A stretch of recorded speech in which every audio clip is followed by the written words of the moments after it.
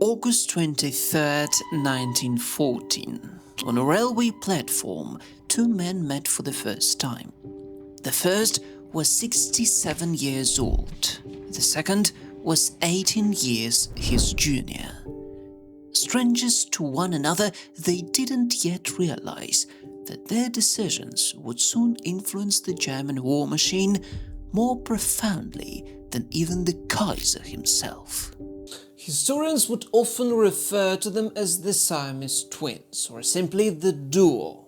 Their names were Paul von Hindenburg and Erich Ludendorff. Following the outbreak of war, Hindenburg, a 67-year-old aristocrat, was recalled from retirement to command the 8th Army. Ludendorff, a middle-class technocrat, was appointed as his chief of staff. On their first train journey to the crisis in East Prussia, Ludendorff briefed his new commander on the dire situation.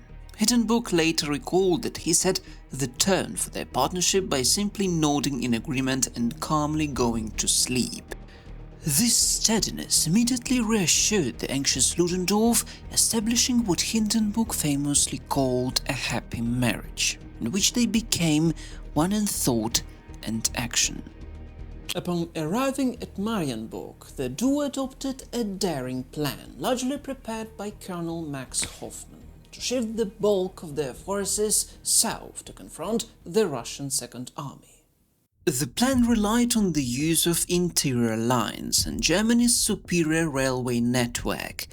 This allowed the duo to shuttle entire army corps rapidly behind the front, striking the isolated Russians faster than the enemy could react. The Russian Second Army was annihilated between August 27th and 30th, with approximately 92,000 prisoners taken. To avenge the defeat of the Teutonic Knights in 1410, Hindenburg named the victory Tannenberg. This triumph birthed the myth that the duo was invincible. By 1915, while their popularity with the public soared to godlike proportions, their relationship with the Central Command reached a breaking point. The duo engaged in a bitter feud with Chief of Staff Erich von Falkenhayn, a Westerner who believed the war could only be won in France. Hindenburg and Ludendorff, the Easterners, argued they could knock Russia out of the war if given reinforcements. The conflict became personal. Hindenburg threatened to resign, causing Kaiser Wilhelm II to compare him to the rebel General Wallenstein and call Ludendorff a dubious character devoured by personal ambition. Despite the friction, the duo achieved major successes. Winter battle in Missouri. Fighting in howling blizzards, they nearly annihilated the Russian 10th Army. The Great Retreat. While Falkenhayn tried to sideline them by giving command of the Gorlice-Tarnów offensive to General Mackensen, the duo launched a massive offensive from the north, capturing Warsaw and Vilna. During lulls in the fighting, Ludendorff acted as a virtual dictator of the occupied Baltic lands. He established a ruthless regime to exploit the land for grain and timber, obsessing over administrative minutiae.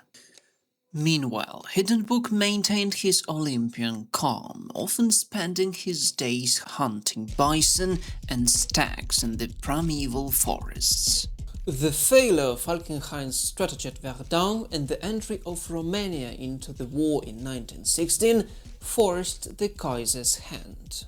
On August 29th, Hindenburg was appointed Chief of the General Staff, with Ludendorff as his first Quartermaster General, a title Ludendorff requested to ensure full co-responsibility.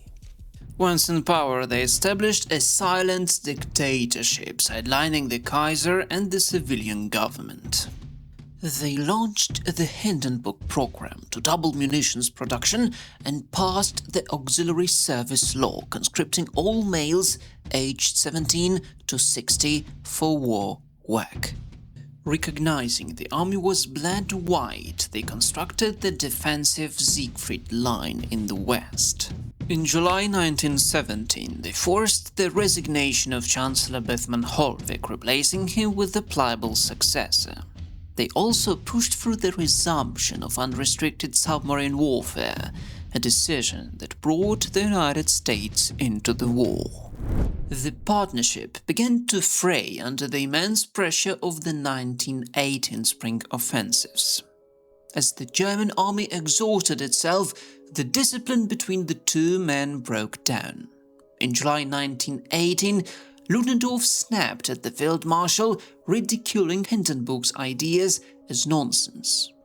Following the Black Day of the German army on August 8th, Ludendorff's mental state collapsed. He eventually suffered a breakdown, hysterically demanding an armistice in September.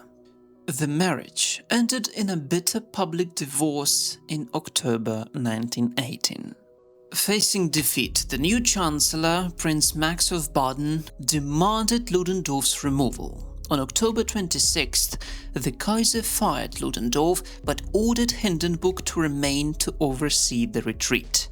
Ludendorff was furious that Hindenburg didn't resign in solidarity, accusing his partner of treachery. He refused to ride in the same car as Hindenburg upon leaving the palace.